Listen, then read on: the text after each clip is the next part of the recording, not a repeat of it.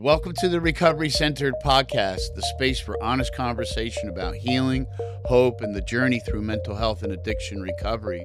Each episode, we sit down with people making a difference, from therapists and researchers to change makers and to survivors. Now to explore what recovery really looks like in the world.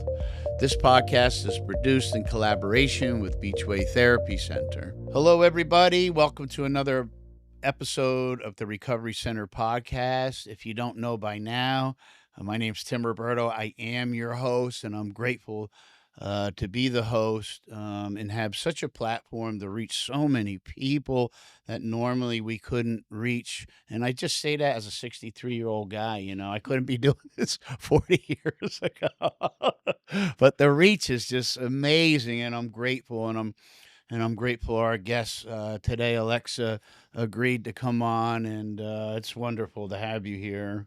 Thank you so much for having me here. I'm so excited to be a part of this experience. Yeah, Absolutely. So yeah, thank you. yeah. You're welcome. I love your energy, and I love your presence, and I love the way you show up. And that's obviously one of the reasons why I asked you to come on, because we have some great people here. And I really believe if you have an opportunity like this, Yeah. a platform like this, you need great people. You need like innovators and winners and people who are actually changing the game and got their feet in the game, doing the front line march, like, and you're a total doer. I appreciate that. Yeah. It was so good to meet you. And, the beautiful thing nowadays, too, we have all these different forms of communication, whether it's, social media, Yeah. podcasts, right, Yeah. are fantastic, especially when you think about, the commute times that we have down here in South Florida. Oh, So it's a great way of being able to reach people, share information, be able to connect. yeah, isn't Yeah. it though? So when I asked you over the weekend to send me your bio, and obviously it's wonderful, and that's so something like that I can attach, or we can attach to the episode. Awesome. So when it's all said and done, it's all said and done. But people can listen, and then they can read your information. But I'm not going to speak your bio because it's your bio. But let's talk about your bio. Like, let's talk. Sure. Let's Talk let's about the bio. Yes, let's talk absolutely. about what you sent me. I rather they hear it from you than me, Okay. or read it. There's something about it personally, like when somebody says it. So I don't know. Let's get into it. I'd love to. Okay, so my bio. So Alexa Vrionis. I know my last name's a little bit hard to say. When I say it, sometimes it's a little bit easier than when you read it. So I've lived down in South Florida for probably about 10 years. And I think I wrote a little bit in my bio about um one of my aspirations as a therapist. I like to say that I am human first and then therapist. I love that. I Because get that. there's so much value, just to being able to be human and like share this universal experience that we all Mm. have. Um, sometimes I like to joke, or I do use humor quite a bit, so you'll probably see that coming through. But I like to joke with my clients about, okay, maybe, I happen to go to school for some of these things and pursue some additional certifications and have the privilege to be able to do so. But I'm also like a human, right? So I'm just trying to figure this out just like everybody else is in Yeah. this world. And if I can share that knowledge and try to provide a space in which people are able to, find that reflection, and find those answers within themselves, like that's ultimately what I aspire to do. Yeah. So I'll Uh, never forget. I think it wasn't necessarily the exact moment I knew I wanted to be a therapist, but I'd had I would think I was about 23 at the time. And I had this one therapist, I think I shared with you, and also in the bio, I'm a person in recovery. mm, And, I had this therapist in a treatment center. And at the time, honestly, I was not ready to get sober in any way, shape, or form. Um, and so this woman was incredibly patient. And the manner in which she approached me made me feel for the first time in my life like I really felt understood and that mm. I mattered. And we have people in our lives that care so deeply, right? A Oh lot yeah. of us do. And despite the best of intentions, sometimes there's still needs that don't get met. Mm. So that ability to truly feel understood was something, it was a feeling and an experience I will never forget. Yeah. And so like that seed was planted, right? And then, fast forward more than a decade later, right here, I sit with you. I Right. have the luxury and privilege to be sitting here with you. Yeah, it's And amazing. so that's what I want. I want Yeah. to be able to provide a space in which people truly feel understood Yeah. because it's a human need for all of us.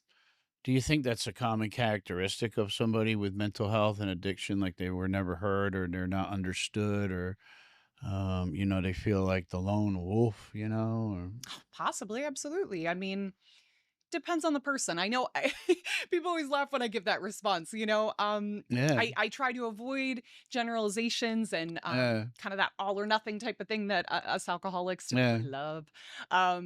But yeah, I mean, it can certainly apply. Not yeah, always, but there's typically some elements of whether it is like if we're looking at addiction, right? Sometimes we've got a family history of it. Sometimes there's not. no. In my case, I don't have any family history of addiction. Do you think it goes back at all? Like back, I don't know, a I couple of mean, who generations? knows? Like a couple generations. We're talking about my yaya and papu, my grandmother and grandfather in the fields in the villages of Greece. Yeah, yeah, So, yeah, I mean, can it go that far back? Possibly. yeah. I wouldn't rule it out. I think it goes back to that nature versus nurture debate. Yeah, And when you truly look, I mean, I know a lot of times people are looking for answers. yeah, Um, yeah. I like to say a lot of times that people don't choose to become alcoholics. That's not something like if you were to ask somebody as a child, right? Or as a Mhm. teenager for that matter, what do you want to be when you grow up? It's not, I want to be an addict. Yeah, no, That's not gosh. the answer. Yeah, no. And so, Huh. how does it happen? Be it that people don't ever want to find themselves in that situation. And so, yeah, absolutely. There's an environment and a nature component Mm, to it that I personally believe does influence, yeah, a yeah. person's trajectory. I am a disease model kind of guy. I'm kind of getting away from that Okay. because, like, well, a lot of the newer information, a lot of the research, and some of the scholarly articles are, now calling it a brain disorder. And I don't know, for some reason, like, that resonates with me more, like, why does somebody who struggles with addiction, alcoholism, why is it that, they don't like how they feel, which leads them to the drink or the drug, Hmm. but once the drink or the drug go in, they can't stop. Like, is that part of the disorder, like somebody who's got, allergic to peanuts or Yeah. Yeah. shellfish, or like they just don't go to Red Lobster, and even though they have a shellfish allergy, like talk their friend into carrying an EpiPen with them, and look, man, I'm just gonna dunk it in, and when it hits my lips, what's gonna happen, Hmm. and I need you there. Like, I don't know, it's just so strange. Like, Like playing Russian roulette. I mean, why would somebody want to do that, right? If you y- know that you're allergic and you may have anaphylactic shock. correct. Why? And then, like, I don't know, they don't have to go like to a Lobster Anonymous meeting or No, something, no, no, no. I might but go to that. That sounds delicious, actually. right. But the alcoholic, the addict, we got this thing that, for me, it just like, I don't like how I feel, and I got great coping skills, but I have no coping skills. But even though over time I get the same results, Hmm. but those results pretty much are getting worse, Yeah. I still go to it. So that's where, like, I like to I can entertain the brain disorder, like, it's the only thing I know that tells me I don't have a problem. Like it can make sense from that perspective. It can kind of Yeah, make like, I sense got in I your got no mind. problem, even though last week I burned another bridge down, but everyth's gonna be alright. This time it will be different. You know what I mean? I Like, do. there's I gotta do. be some type of disorder, some misfiring, the brain changes maybe over Yeah. time, Well, there's a lot of views on it, Yeah. and I don't like I said, I don't like to take a firm stance in terms of Yeah, and, same. and you'll kind of hear this a little bit in my my lens about couples therapy too, right? Yeah, yeah. I don't like to say that there's right and wrong. There are differences. Correct. And people may believe differently than me. Clinicians may believe Yeah. differently than me. Yeah, That yeah. and that's perfectly Yeah, for okay. sure. Um, I'm personally of the belief I like to be in a space of curiosity, Mm. right? And I like to never assume that, I know the right way and that somebody else doesn't, right? Correct. Your experience may be completely different than Yeah. mine and Yeah, for from the sure. next person, For right? sure. And so it's really a question of seeking to understand. Mm. And when it makes sense to a person and provides clarity, um, I can get behind that, Yeah, I love the right? way you drop that seeking to understand. So I work, I'm not a therapist, I'm a counselor. I work with so many people struggling in the SUD area, and I always try to teach them because I know how magical it can be and how Yeah. empowering it can be. I try to teach them to understand rather than be understood. St. Francis prayer. Yes, of course. But if you think about it, everybody wants to be understood. Yeah, And like they do. good luck with that. Like I don't know. I do facilitate groups too, and I to get a little kick out of it, I tell people, good luck with that. You might as well go outside and herd cats. You know Then what I be mean? understood? Yeah. Oh, no. I mean, good luck having people understand you. You'll never succeed at that. Yeah, Does that make sense? it does. It's But you definitely. can succeed at learning how to understand. Mhm. Like, why is somebody showing up the way they're showing up? Why did that person show up in my life? Mhm. Et cetera, et cetera. Kind of like we don't shame parents. It's kind of inappropriate. It's very Yeah, unprofessional from you and me. And personally, I just think it's totally uncalled for because they're operating on what was given them. they're doing their best. They're doing their They're best, doing their best. operating on what was given them, Yeah. just like you and I were operating on what was given us, Yes. kind of thing. Like you don't know what you don't know.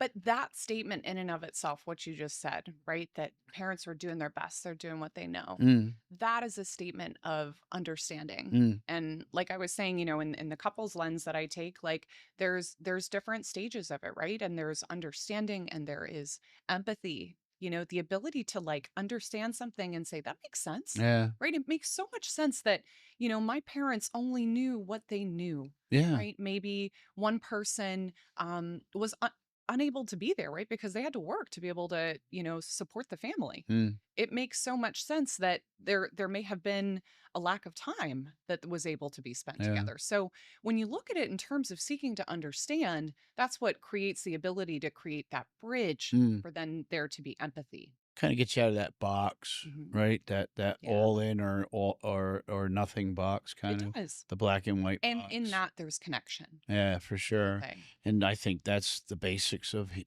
being human, right? Part of the Yeah, walk, right? the humanness. We our humanness, like, we all wanna be connected, like, we all wanna have that Absolutely. connection. Yeah. Do you have a certain strategy? Let's see, you've been bringing up couples lately. Was that one of your amigos, is that one of My your amigos.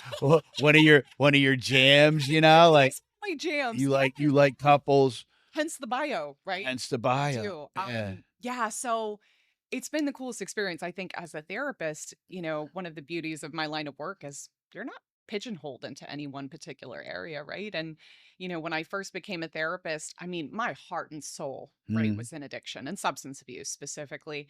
And of course, mental health too, right? They go hand in hand as we know. for sure. And Yeah. so I really first started in that. I worked a lot in treatment centers and various different capacities, and I was fulfilled. I loved it truly. Mm, Um, and then it was interesting. I had some life experiences that kind of sent me in a little bit of a different direction, and so as a therapist, I found myself right in the seat, being the client, and um, and I happened to have an unbelievable therapist who practiced Imago. And so, I was in that space in a relationship that I was trying to fight for, and see if it was the right one. mm. And in that seat and in that process of doing that work, I fell in love with it. Like I saw the There power. you go. When you There feel you go. something, it's kind of like when you see somebody getting sober and Yep. you see that light come on in their Yep. eyes, I love it. right? There's I nothing love it. like it. Yeah, it's wonderful. Yeah. So that was the experience that I felt, kind of like a light bulb went off and I couldn't turn it off after that. I love that. And I wanted more. And Yeah. so I pursued it. I'm now additionally pursuing advanced certifications and trainings in it as well. For And marriage and family kind of so stuff, you mean? Like, it's specifically it's a modality of couples therapy, and they uh-huh. have other modalities that people Yeah. practice. I Yeah. mean, EFT and Gottman are very popular Yep. as well. Yep. So for me specifically, the Imago Relationship Therapy became my lens and is. And it's a great lead in too, because I was going to ask you to explain to the audience and because My goal is always to reach that one person, Yeah. it may be exactly what they need to hear, and I'm really glad you got into the, Imago. Yes. Break that down, like, just like, what is that? What tell us about that. What does it mean? So, okay, Imago, from my standpoint, it is a way of communication. And so and there's so much more to it, right? Mm, But at the basis, it's really about like seeking to use a certain form of communication that therapists will teach us the Imago dialogue. And it's the framework that be able to it creates a really safe space in which people can feel safe, mm, right? Enough to kind of explore things that maybe are really challenging, yeah, to feel heard, to feel that they make sense, and and to be empathized with, right, by mm, their partner. So that's kind of the general framework of Imago. And what's so cool about the way that it works is it just kind of envisions a different way of viewing relationships. So, like one of the ways in which they do this, so Harville Hendricks and Helen LaKelly Hunt, they're the founders of Imago, and they like to say that we are wounded in relationship and we heal in relationship. mm, And so that is get it. what I have found to be true. And so Nice. what happens is um, we subconsciously choose romantic partners essentially based on positive and negative traits that our caregivers had. And so you may not realize it, right? But naturally, human beings, we are drawn to what is familiar, Mm, right? And explains a lot of different things. I mm. mean, you can even see it through an addiction lens, right? Oh my gosh, yeah. People get sober, right? Yep. And all of a sudden they find themselves in these crazy fast-paced jobs and maybe sometimes chaotic environments and sometimes chaotic relationships, right? And Oh gosh, that's how always the go-to. yeah, how did I find myself here again? That's kind of oftentimes what I hear people ask themselves. And a lot of times it's because it's what's familiar. So kinda like automatic, Yeah, right? it's a Can't even see it, subconscious like attraction, it is, right? right? So So it's true, right? A lot of people marry their dads and a lot of people marry their moms? maybe maybe Oh, that's man. it. I mean, typically, like the way it's gonna look is that we're gonna seek out partners oftentimes that are going to activate those same Mm, wounds that we may have had from childhood. mm, And so what that can look like is kind of like I love that you touched on we don't blame parents, mm. right? Um, Parents are just doing the best that they can. With And what they had. I'm not a parent at this moment, but like I've heard it's one of the hardest jobs in this world. And I give them so much praise for that. And there is also an inevitable chance that some needs are not always going to get met, and that's Mm, okay. yeah, And so yeah. that's where these wounds can develop.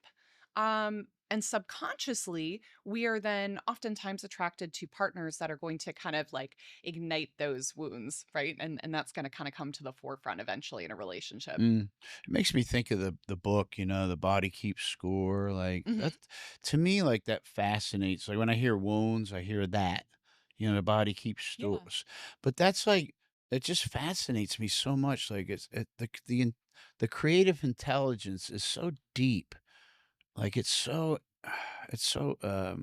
complex, like, how does the body or how does my brain or where is that stored, like like, what activates it? What stores it and what activates it? Am I making sense? Oh, Like, yeah. Yeah. it's just so deep that Yeah. I might not think of it, like you said, consciously, but subconsciously, there's that disconnect, Mhm. but it's stored. Is it by my kidney? Is it by my gallbladder? It's like, Where is it? you know what I Yeah. mean? And then, then now I'm really going off down going down the rabbit hole. Then I start thinking of how genes morph.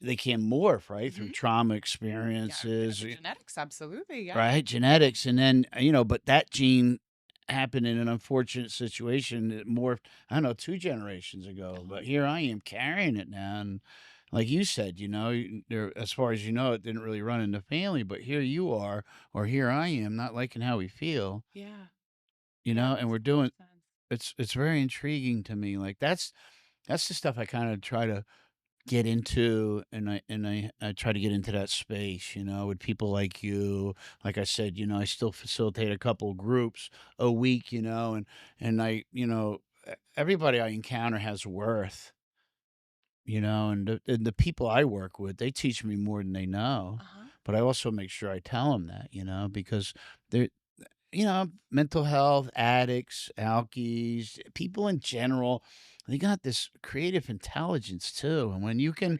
calm all that stuff down, leave all that stuff outside, you're in a nice little group room right Yeah. now. You know what I mean? Like, Yeah. how can I get these people to see that they all have a card to put on the table, and they're not as dumb as they may think they are. They're not as unworthy as they may think, Those are just the narratives. Absolutely. right? They're all stories that we make up But why do we give words so much power? because we believe Gosh, it's our attitude towards them. And for whatever reason, we at some point in life adopt them and believe them. right? It's like we hold on to them. Like, Yeah. you know, God forbid you and we woke up tomorrow, we had a lump on our neck or Mhm. something. Oh my God, like we'd be proactive, maybe just go to the quick, I don't know what do they call them, MD now, Okay. Yeah. whatever, The urgent right? care. Yeah. Yeah. Yeah. Oh, am I going to be all right? Okay? Well, doctor, and they have a process of elimination, Uh-huh. right? And Yeah. I said, "Okay, we found it. Oh, thank God. Am I gonna be all right? Yeah, you're gonna be all right. You have to do this, this, and that." Okay, well, so compliant. You know, Yeah. We follow everything to the and you T. don't Yeah. even know these people. But then when it comes to like alcoholism, mental health, substance abuse, you got people trying to show you how to stop going to Home Depot for ice cream, but you're resisting nonstop. You're not listening. You're not, you're being avoidant or Uh-huh. you're being combat. Like it's incredible. Like, You don't necessarily want to follow the suggestions, right? yeah, but It's kind of what I'm hearing. everything out, yeah, Yeah. with a lot of other things, okay, Yeah. it's just so deep and it gets so rooted into the fiber. Like it's the craziest thing. In words, I don't know, words, does that necessarily mean that's what it is? The Because words are powerful. I No. get it, but does that necessarily mean what it is? Because somebody introduced that new word No. thousands of years ago. Like just because I call it a hot dog, I don't know. If It's somebody else, basically a hot dog. Yeah. if somebody else called it, I don't know. Whenever they started naming it hot, Yeah. like if they gave it another name, then it'd be another name. Like so, Absolutely. I don't know the words. So I hope maybe I can give an example and maybe I can illustrate this a little bit Yeah, I more. love that. Like I said, I love to use myself as a guinea pig in these therapeutic experiences. So and of course, right, as alcoholics, people in recovery, we're always ultimately hopefully doing our own work, right? Yeah, So yeah. so the way that I can tell you one way in which this showed up for me, you're talking about, where do these messages get stored? How do they get stored? Mm, How do they come out? What does it look like when they come out? Right? These are all really good questions. And so sometimes what can happen, like, and not to go too much on the neurobiology spiel, but, yeah, yeah. we have, so the hippocampus is not developed at birth. Mm, Right. And so that's ultimately the part of the brain that is actually going to store memories in more of a coherent kind of narrative type of form, right? Where we can think back and recollect that memory. So prior to that, we have experiences that are stored from birth, right, in the amygdala. And so that is there at birth. And so what that looks like once we start to get older is, I may have an experience, for example, maybe it's with a group facilitator in a treatment center. mm, Maybe it's with my romantic partner, where mm. all of a sudden I have a reaction that seems like maybe I'm blown up a little bit, Uh, right? Like there's tons of dishes in the sink and I yeah, absolutely lost it, yeah. you know? And it's not about the kitchen sink. That's really what it comes down to. We like to joke about that a lot, but it's not about that. It's not about the group facilitator, right? And how competent they are at their job, like I Uh, would love to hear that in treatment centers uh, too. uh, It's not about that, right? There's some type of an emotional response that it's eliciting that's coming from a much younger part of the self. And so to really look at like where is that coming from? Oftentimes we like to think in terms of like if I'm having an emotional response that seems like it's maybe out of proportion to that particular event or that moment in time, mm, 90% is from the past. 10% is from the present. And so to be able to decipher and distinguish what is the past and what is the present, so incredibly important. Mm. And so again, coming back Yeah. to my example, I get a little bit verbose. But so my example, right? These narratives, do we hold on to them? Are they permanent? Are they true? Right? Mm. I think that's kind of what I heard you say. Yeah. And I can tell you for me, I am somebody, you can probably tell by my energy. I am kind of loud, rambunctious. I am energetic, Yeah. I you love it. know, I love it. I'm lively, Yeah. right? It's part of my culture, it's part of Yeah. my being, it's Yep. who I am. Yep. And as a kid, I can tell you I was the exact same way and didn't really love rules, like just kind of did whatever I wanted. Mm. And in addition to that, as many of us alcoholics are, might be a little bit sensitive too, right? Mm. Makes for an incredible therapist, I can tell you that. Well, hopefully, I like to think so. I know Working well so. in my field, and can also be really difficult as like a teenager and adolescent. Yeah. And Yep. it's just hard, right? Yep. Yep. So when I was younger, like I can remember hearing implicit, so meaning like not necessarily like direct messages that I'm getting. Sometimes they were, sometimes they weren't. That I'm too much, right? Like That extra, you mean? yeah, like that my emotions are Uh, too much, right? That I got you. Okay. they are maybe over the top. Maybe they are disproportionate. Like, oh, like, I can't tell you how many times I heard, oh, these things won't matter in the future, right? Just let it go. Yeah. I was like, God, where is that light switch? Like, I wish I could find it and just say, okay, Yeah. done. Like, Yeah. I don't care anymore. Yeah. But that wasn't my temperament. That wasn't my being. Yeah. It wasn't being authentic to you, was it? No. Yeah. And so how that looks moving forward, naturally, of course, didn't figure this out in the first year or two of recovery. It took quite some time. Yep. Um, Yep. but I subconsciously, because of that wound, would oftentimes choose people, like in this prior relationship, that I got that same message Mm. that I'm too much, right? That my intensity is something that is not okay exactly Mm. the way that it is, right? And so that's kind of an example in which is my energy too much?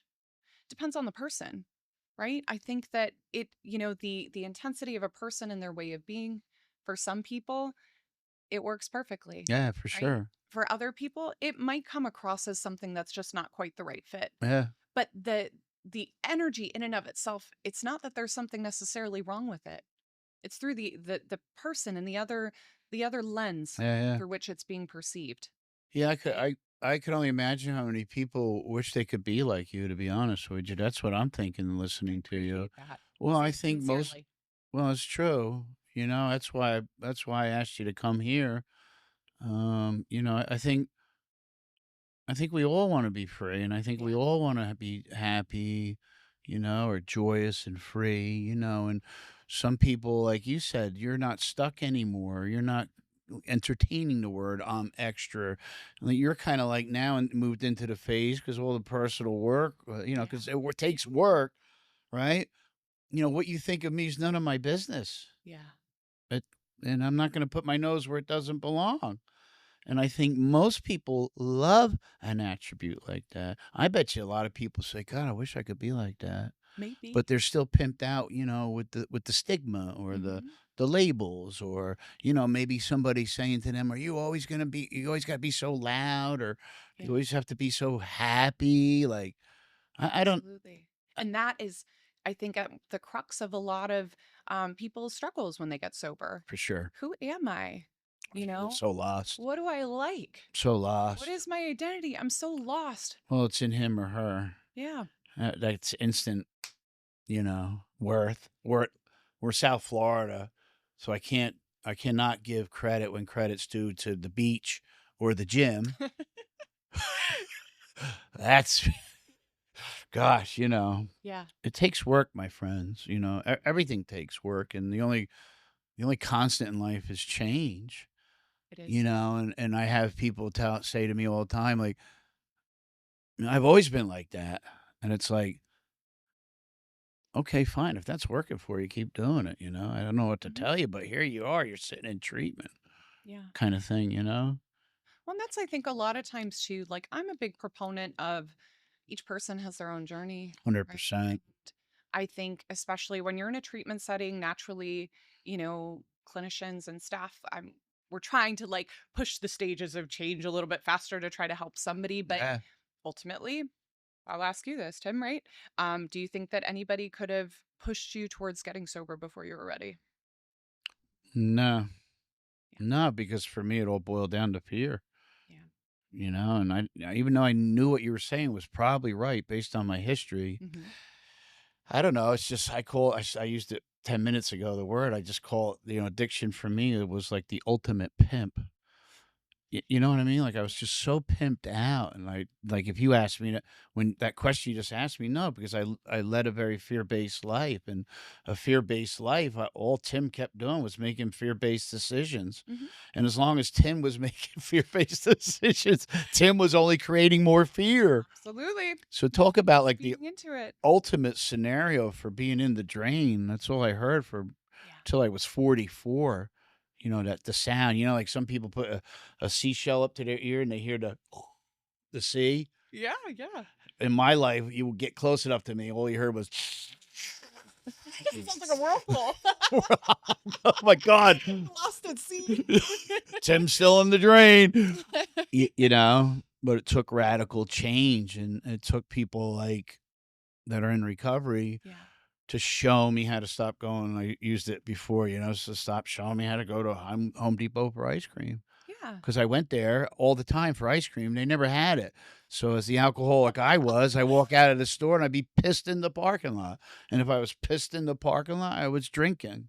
Yeah. Like, I can't believe this place. So people in recovery, great therapists, counselors taught me how to stop going to Home Depot for ice cream. Go somewhere else to get your needs met. Yeah. Yeah, Absolutely. I just I had to start doing, Alexa, what I didn't want to do. That for me is my goal when I work with people or I do these podcasts Yeah. with professionals like you. How do I do it in my own way, their own way? How do we get people to understand like, our goal is to teach people to do what they don't want to do because what they've been doing is not working well. Yes. And you have your approach, I have my approach, but you and I are very, very similar. Like it's their due process, not ours. Mhm. And who am I or you or anybody, to deny somebody else of their due process in life? Like That's what it comes to. you don't have that kind of power. No. And it's really disrespectful, like to expect people to think like you and blah blah blah blah and all that nonsense. That's how I feel about it too. And I can tell Yeah. you that as a therapist, it's funny. People oftentimes ask me, "Oh, like, are you giving advice to clients and telling me people what to do with their lives?" And I'm not of the belief that I should tell you what to do with your life. Maybe on a rare occasion, I'll give more of a Mm, directive. mm, When it's really imperative for someone's safety. yeah, I feel very strongly about something, yeah, but I really try to refrain from that because yeah, yeah, ultimately, like you said, right, it is your lived experience. yeah. And who am I to try to say what your lived experience should be? Correct.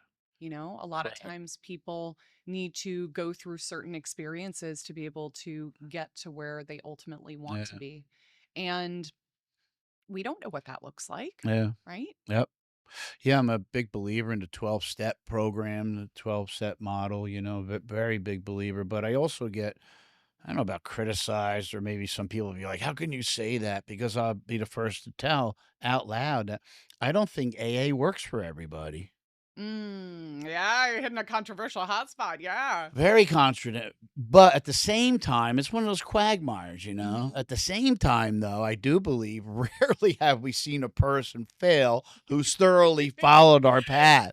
Yes, yes. You know what I mean? So people are, oh, well, you can't have it both ways. Well, why not? It's outside the box. It's being flexible. Yeah. Like, I truly don't think it works for everybody. How can it? Hmm. But rarely have I seen a person fail who's alcoholic. For me, the literature, the program was written for the chronic alcoholic, Yeah. not for the casual or you have a consequence, you put it down. This is for the person that until they're either dead, incarcerated, or in treatment. Hmm. That's what I feel the literature was written for the chronic alcoholic. So I have yet to see it not work, but then again, I just don't think it can work for everybody. I don't. But that's one of those. I guess we could go play ping You pong with can, that yeah. real easily. Well, and you know what? To your point, like, I think the longer you stay sober, the more you see that there are exceptions to things, right? Oh, I And the love more that. there are I love that. I ambiguities. love that. And I think that, again, it goes back to what we were saying about who am I to be all knowing? Yeah, yeah, And who am I to say what a person's experience is going to yeah, be? yeah, I think that that would be arrogant on my part if I did that, right? Um, yeah, for I feel sure. like you said, AA, it teaches us to come from a place of humility, Oh yeah. and ultimately, again, I go back a lot to seeking to understand, Mm, right? And for also sure. being able to have like that mutual respect for someone else and their process. Yeah. Um, so yeah, there are exceptions, right?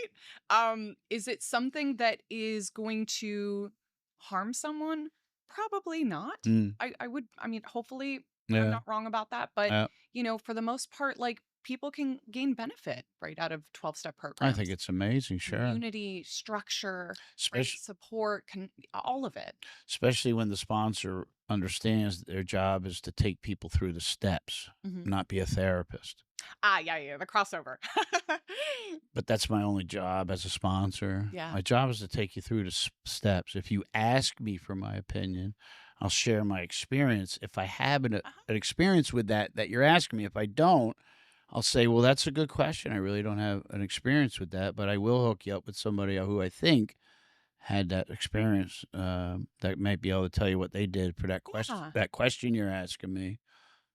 I think that's very appropriate because there's a lot of I think misappropriate information. Mhm. It's out of the literature. It's the literature that changed somebody's life, Yes, not the absolutely. opinions of all this stuff.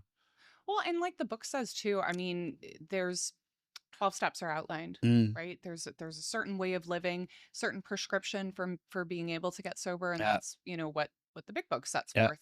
And then there's the possibility of being able to add on, right?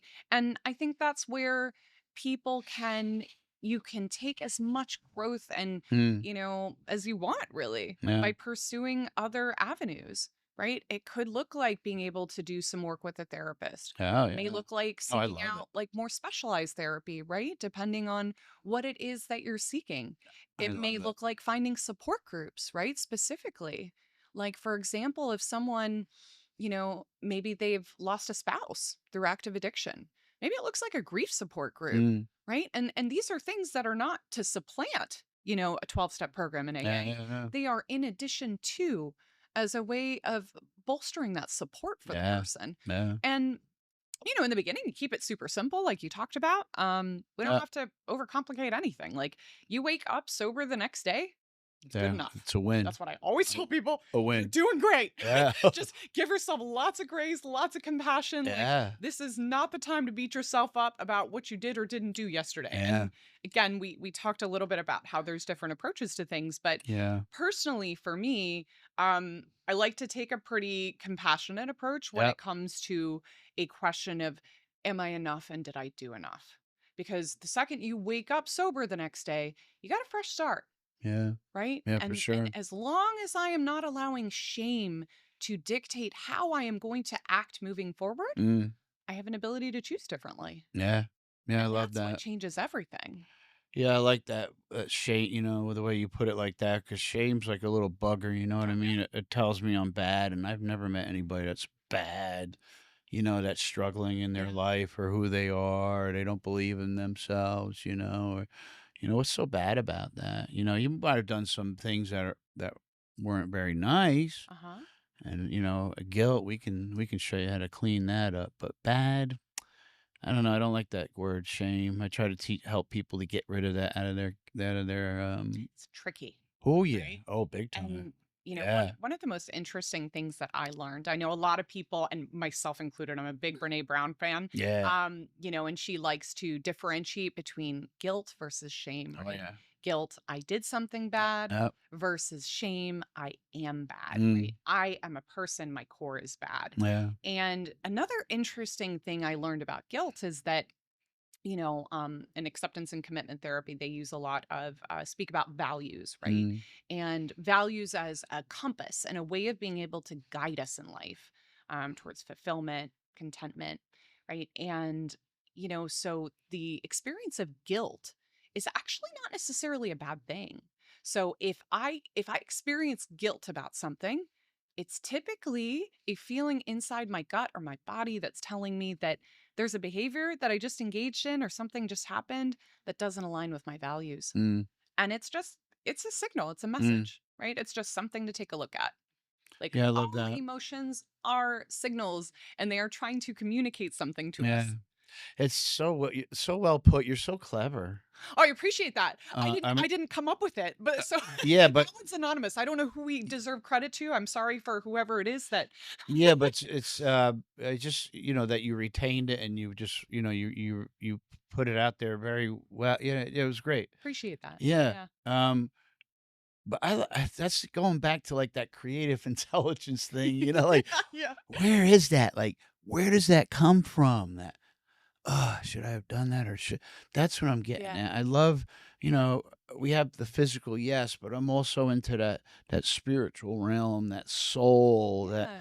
that thing, that's like, hello, hey, maybe you shouldn't have done that, like I love that space. Mhm. I love that space because I work with so many people that are like comparing themselves to a billboard. You know what I mean? Yeah. And then you talk to them a little bit and you're like, did you realize, or when's the last time you thought about like somebody created that billboard through a computer screen because they're getting paid to manipulate something so the company could sell stuff like and you're comparing yourself to a billboard. Yeah, that doesn't leave people in a good place. No, like you drive by and there, people are like, oh, there's no authenticity, like No. and that's that space I try to get in. Like, why does it make people feel like, "Oh, I shouldn't have done that?" I love that space. I don't know if I'm explaining it well. It's just something. Obviously, we're live, and it's just No, I think you are. I it always mean, intrigued me. I can't yeah. quite go boop, or I can't smell it. I can't taste it.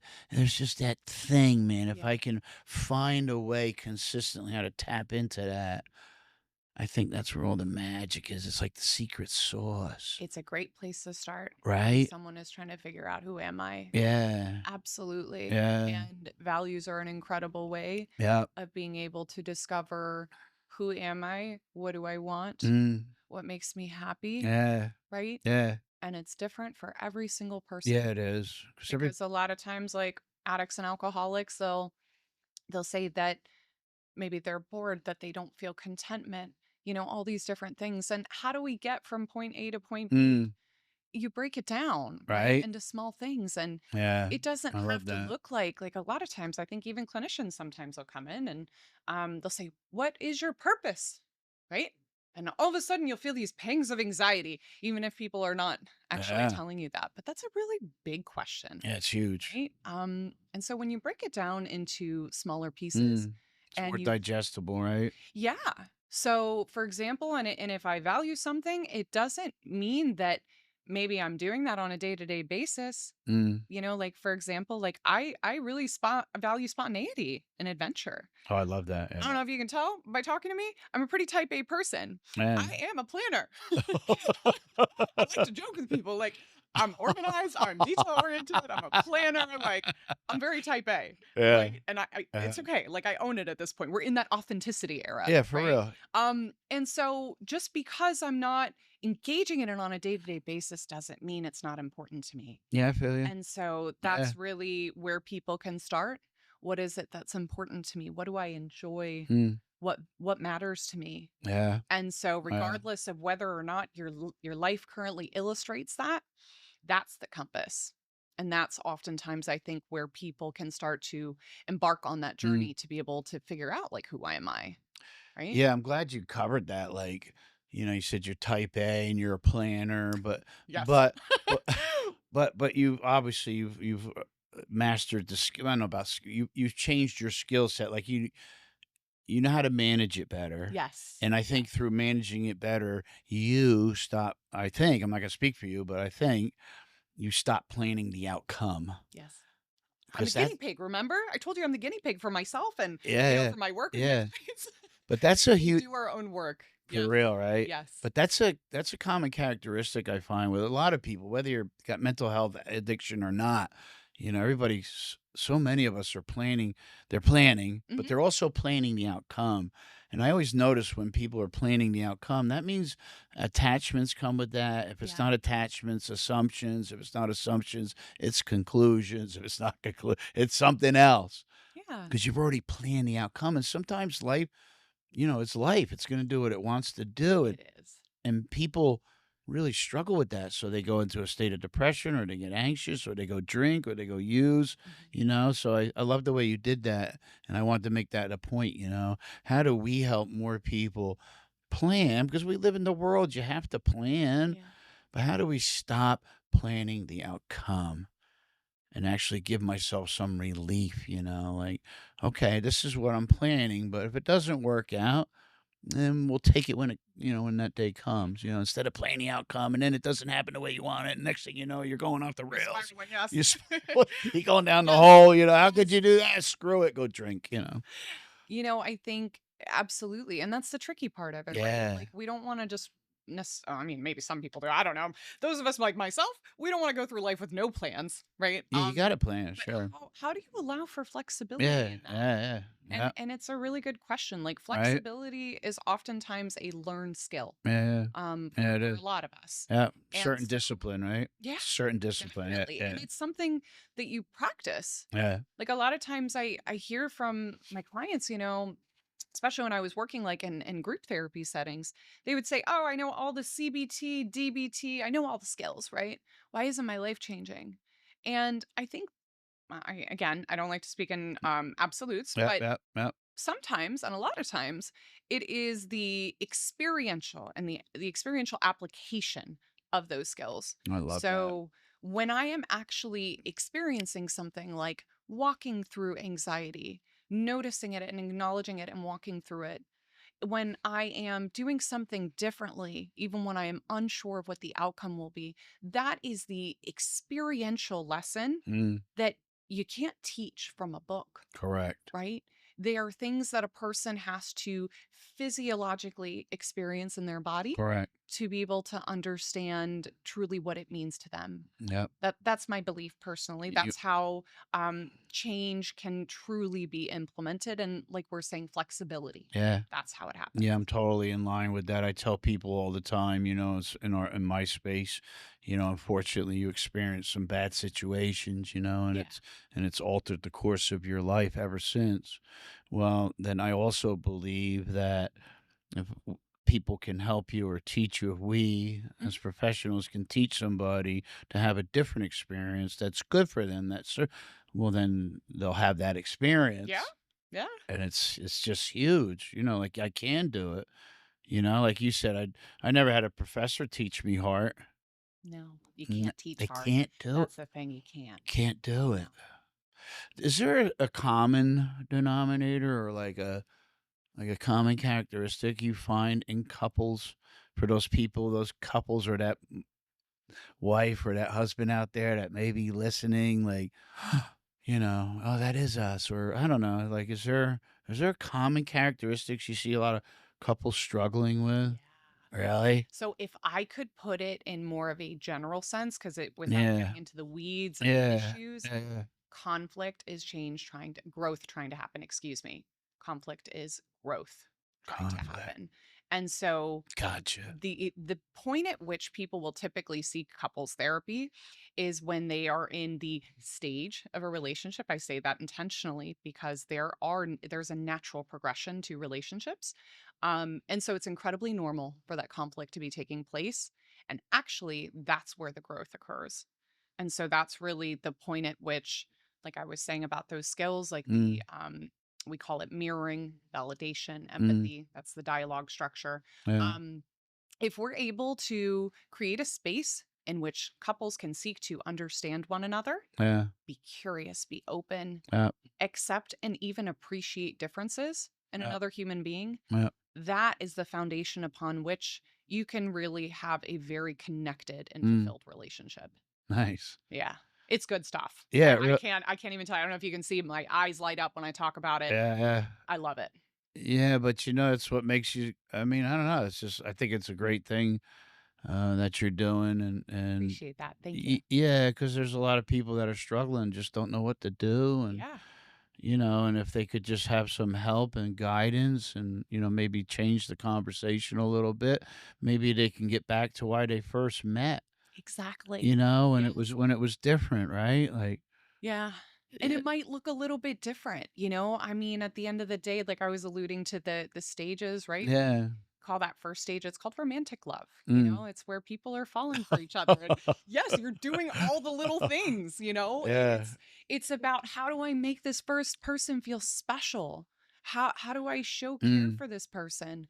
It's not about what you did or didn't do for me as much. And so that's like typically what emerges later when the conflict starts to come up. So being able to get back into a place where are you going to go back to that place where the blinders are kind of on and you yeah, don't see any faults in this person whatsoever? Probably not. It's kind of like the pink cloud in sobriety. yeah, Do we go back to that? yeah, yeah, Probably not. yeah, It looks different. It matures, you yeah, know, and you can still have that same experience of connection and joy mm, and wholeness, um, but in a little bit of a different way. yeah. Yeah. Any other areas of interest, that you could see yourself going into, like, I don't know, adventure therapy, any But adventure sounds really cool. I don't know if I would do that in Florida. I'm kind of a cold weather person myself, gotcha, so I gotcha. don't know if you're gonna find me out in the Everglades with my clients, but Any retreats with clients, like, maybe, I don't know, marriage count yeah. weekend So retreat? I think I'm probably getting a little bit far ahead of myself because there's still a process. Yeah. As I told you, I'm very detail oriented. So I'm currently traveling back and forth to DC where I got trained in Imago, Oh, and sweet. I will be pursuing some advanced trainings. And I just want to get my hands on as much of it as I can, right, Yeah, to be a benefit yeah, to others. yeah. And from that point on, I may consider becoming what they call a workshop presenter. Oh, I And could so see that's that. when you would I could actually see work that. directly with couples in somewhat of a bigger setting, like being able to provide education and helping them with those Yeah, tools. I could see that, like a So retreat weekend, a yeah, couples exactly. That's exactly weekend. what they do. Yeah. Yeah, yeah, I could see that. Yeah, So that's something I would very much look forward to. yeah, I could see you being that professor, that trainer, that teacher, I You definitely appreciate would that. keep people's attention. Thank you. Because some people, no disrespect, but some people are, hello, today we're going to, and they may be very knowledgeable and, Yeah. have give a lot of great, information, but, you know, you would be great, man. The energy. Thank you. Yeah, well, it'd be that connection, you would have a Yeah. good connection with the audience. I like to think too, Tim, you know, I have shared a little bit about like my personal Yeah. understanding of addiction, Yep. Yep. and it's not that you necessarily even have to disclose that or bring it into a therapy room, but Mm. um you know, I love work. I will always love working with people in recovery. Yeah, And I think for that sure. when it comes to couples in recovery, or let's say one person is in recovery, Yeah. it provides a unique set of Yeah. obstacles Yeah. in relationship too. Yeah. So being able to understand that, and I think for both parties to understand that Yeah. too, what's the dynamics and the interplay Yeah. between it? But that's like very commendable of you. It's kind of like you're like a true social worker because you are an Yes. LCSW. Yes. For people that don't know, that's a licensed clinical social worker, and it doesn't come easy. There's a lot of discipline and a lot of commitment to that. Where was I going with that? I think, LCSW. yeah, I think that's good of you too, to a certain extent. Like you're going to use your gift of learning a way out of something that was so detrimental, like I think I have the same approach as well. I don't Yeah. disclose, open, all that, but I feel, it's really hard to understand something you've never experienced. Yeah. Well, I mean, sometimes it depends on the situation, but I can But very much understand that. but you can, and I think that's part of another asset that we possess, and I think that's really good that you're open about it and you'll bring it in accordingly and appropriately. And because I think it's important too, like so many addicts or mental health, like they come from such a bad spot. They've been such a bad way for so long. Mhm. It's no matter, yeah, I guess it does to a certain extent depend on how you hear or how somebody exchanges that information with you. Yeah. But I think when it's all said and done, it gives people hope to know, that I got this person right in front of me and I can either continue to deny it or I can actually start believing in it that recovery is possible. Yeah. And that's man, that gets me. I'm getting a little, It's a lot, right? yeah, because it's such a it's a privilege denied so many, Yeah. and I think it's for me my responsibility, depending on the setting, to express that I obtained a way out from somebody like you It was freely given. and, Yeah. and freely giving. So I like to think to myself too, Tim, like I tell my clients at times, like, I will hold the hope in my hands mm, because I have all the hope in this world for you amen. until you're ready to take it from me. Heck yeah. Because sometimes like when people come in, like it's hard to imagine that hope. Well, yeah. And Especially if you never experienced it. yeah, regardless of what we're talking about, if it's Yeah. substance abuse or Yeah. mental health challenges, or you're in a turbulent relationship, or maybe you're considering divorce, right? Like, regardless of what the outcome is, like we Yeah. said, I will hold that hope Yeah. for you and for your life, whatever you would like it to look like. Yeah. Yeah, I think it's just the right thing to do, stand for people until they can stand for themselves. Yeah. You know what I mean? And we were taught how to stand, and I think that's another one of our obligations is to stand people, at least obviously don't shove anything down their throat, but teach them. Like you said, these little pieces that, like I feel every crumb I can give somebody, Yeah. right? Their little wings open up just a, Yes. a little bit more, like, yeah. Well, we're planting seeds. That's Amen. ultimately what it comes down to. But we have And to cultivate them too, right? It's yes. part of our Yeah. responsibility. We may water them. There may be other people along the Yeah. way that water them. We may not get to see them flourish into the beautiful trees that they will become, but we are planting seeds. I'm not in the business of outcomes. No, I'm just in no. the, I feel I'm like in that's the, been the theme here. I'm in the business of carrying the message. Yeah. And I think we did a phenomenal job with that today. I really do. And I Oh, love, that's been great. yeah, and I've loved having you. And like I always say, I'm just, for some reason, I'm saying it now. I usually say it when I wrap it up, but I hope we just reach that one person today, like that one person reached us in that one day. Yeah. We all have that one person. I hope we can help move this further or get you a little closer to that one person or that moment because everything we do is now. Is there anything you want to say before we wrap it up to people that may be listening and came across us and just like, wow, that was a phenomenal and want to get in contact with you? Is there a way? Yes, yes, of course, of course. And I do very much. I do want to say thank you very much for this experience of being here and hosting me today. Yeah. Thank you to everybody listening, and I hope that there's been some little nugget, right? Mm. Something that maybe sparked curiosity or interest. And for those of you that maybe it sparked a little more, and you'd like to get in touch with me in the future, you can find me. My psychotherapy practice is called ithacacounseling.com. So Ithaca Counseling. Ithaca spelled with a C. Nice. Alexa Vrionis. You can find me on Psychology Today too. That's pretty easy to do. But Yeah. again, my last name is a little tricky. If you put Alexa VRI, you'll probably find me and my Yeah. phone number and all the Yeah. above. I love the way you mentioned Psychology Yeah, Today. it's It's great. really simple, So useful. Yeah. and it breaks down what you do, It's right? fantastic. Yeah. It's a Yeah, nice like little snippet. Nothing yeah, too complicated, nice and simple. yeah, Yeah. yeah. That's wonderful. Well, thanks again for coming. I'm Thank very you. grateful that you said yes, and we had a very pleasant conversation. It was really nice. If you want to get in touch with me, I'm tim.r@beachway.com. I'm all over social media, and feel free to reach out to either one of us. I'm very confident that if you couldn't get me and you got Alexa, that she would go above and beyond to get you what you possibly were looking for. So, hey, until the next episode, Alexa and I, we wish you nothing but peace and love. See ya.